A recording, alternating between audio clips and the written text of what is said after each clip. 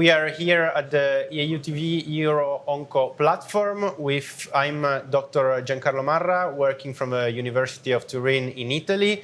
And today we have the pleasure to have with us Professor Derya Tilki from Martini Clinic Prostate Cancer Center in Hamburg, who's also Vice Chair of the Prostate Cancer Guidelines panel. So today we will give a brief update on what has changed and what is going on with prostate cancer guidelines. So welcome and thank you for being with us today. Thank you for having me.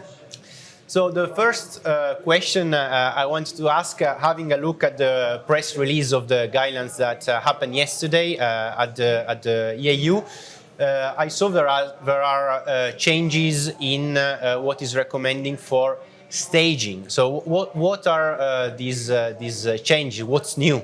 Yeah. So with regards to primary staging, there's actually one change. The bigger change was the change from 23 to 24, where we clearly recommended the performing PSMA PET-CT for high-risk prostate cancer as primary staging.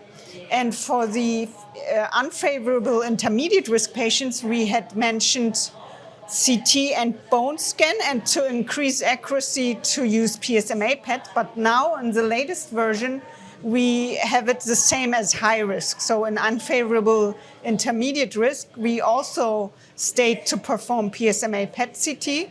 Of course, if available, and if it's not available, then do CT and bone scans. So that is basically the change, and it strengthens again the use of a more accurate imaging for primary staging.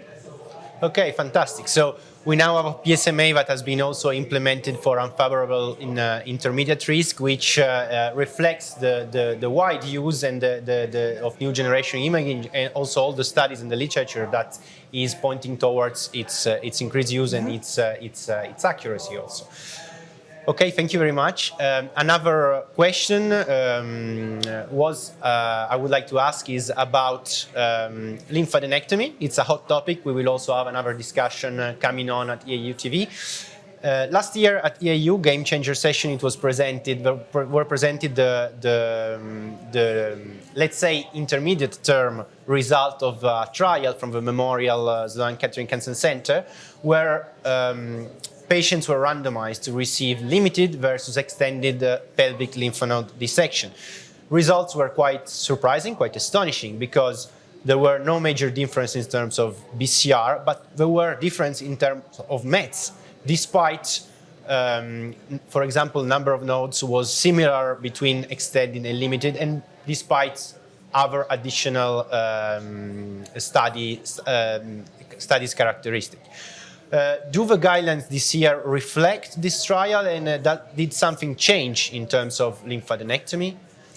Yeah, thank you for this question. So this was indeed awaited with a lot of people ask us about it and ask themselves if we will change the recommendation. And as you know, there has been a big change from, again, 23 to 24, where we removed the recommendation of performing lymphadenectomy in intermediate risk prostate cancer, and where in high risk prostate cancer we state that if the surgeon decides to do a lymphadenectomy, it should be extended, because that would be for staging purposes, because it doesn't have a therapeutic effect. And after this study update which by MSKCC, which was published in European Urology also, actually, we did not change this recommendation, because the study has some limitations, which we as a guideline panel commented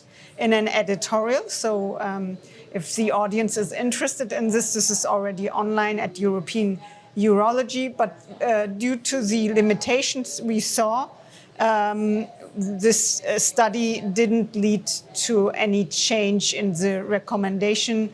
And the new update also shows no difference between limited and extended pelvic lymph node dissection in the primary endpoint biochemical recurrence.